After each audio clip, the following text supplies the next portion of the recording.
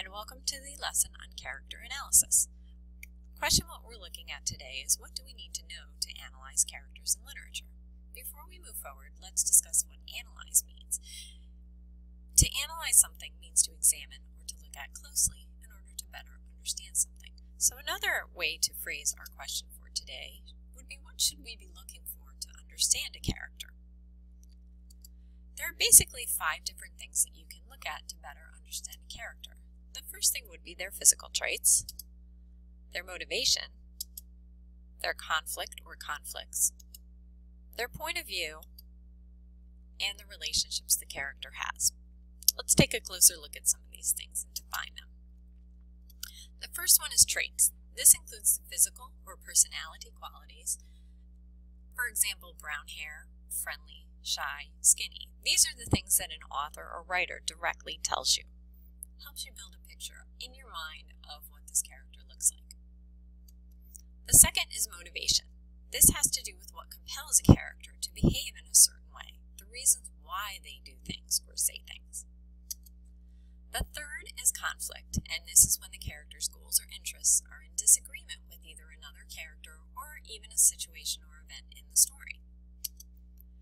The fourth is point of view. This has to do with who tells the story and how might their view be different than that of the other characters.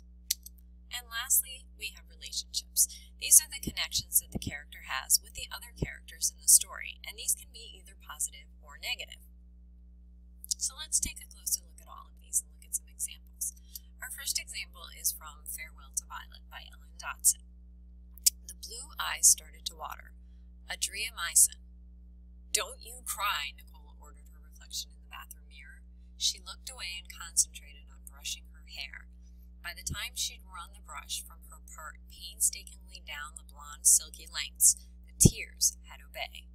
So what did you learn about what Nicole looks like from this passage? Did you get that Nicole had blue eyes?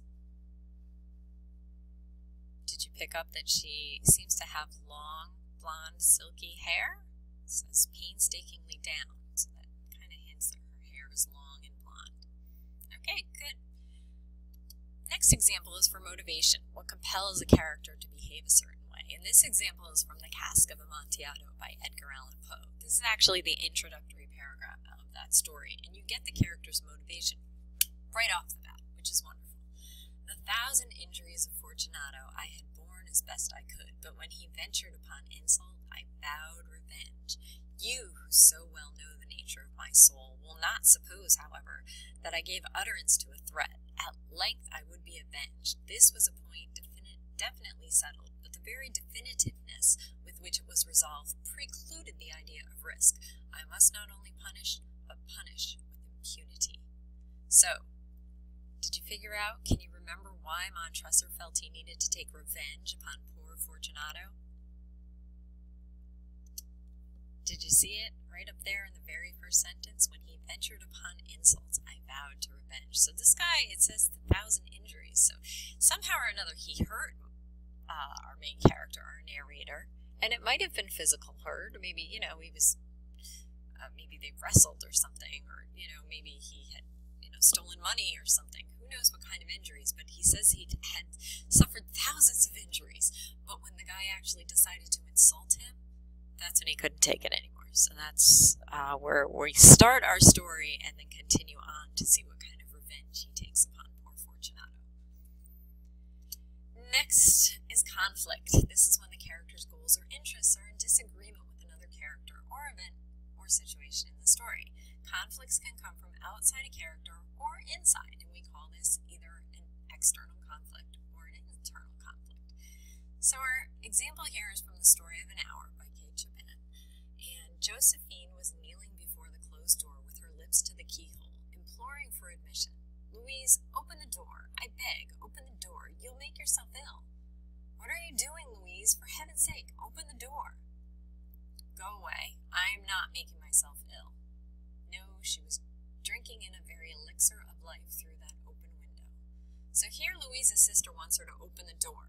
Obvious conflict between the sisters, which happens quite often and is common, but this would be considered a person-to-person. This is an external conflict. We will talk about other types of conflict within a couple weeks when we get into more story elements. However, Louise refuses to open the door because she's grappling with her feelings, and those feelings are within her own self and her own person. So we call this an inner conflict, and here's a little glimpse of that inner conflict. There was something coming to her, and she was waiting for it fearfully. What was it? She did not know. It was too subtle and elusive to name, but she felt it, creeping out of the sky, reaching toward her through the sounds, the scents, the color that filled the air. Now her bosom rose and fell tumultuously. She was beginning to recognize this thing that was approaching to possess her, and she was striving to beat it back with her will. Okay. The next one is point of view. So again, who tells the story and how might their view be different than that of the other characters? This is really important when looking at a story because sometimes if you consider the point of view of another character, the story would drastically change. This is really popular lately. A lot of movie makers and book writers. Wicked was originally a book. If you didn't know that, I highly recommend. It really was a great book. This was actually a children's book. You guys might have encountered this somewhere along the lines. But the idea has become quite common of let's take a traditional story and tell it from the point of view of another character. So thus proving how much a story can change depending on who's telling the story.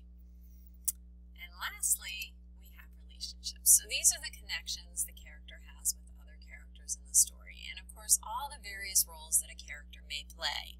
Think about all the roles that you play in life. You act differently when you're at school than when you're at home with your parents. And maybe even if you're on a team, you act differently there. You have different expectations and different rules that you go by in each role. And characters in stories are the same way. So your characters, just for example, may be students, athletes, artists, siblings, parents. They might be children. They might even be older children, like dealing with an elderly parents. Keep that in mind. It might be somebody who's a villain or a good guy. The list is really endless on the different roles that each character can play. So watching how the character acts and behaves, or the characters act and behave in every situation helps the reader to understand the character better. Being able to recognize how the character changes in each situation makes you an expert in character analysis. I apologize for that typo there. Okay, so analyzing characters, think about what you've seen. Could you fill in this box if you had to?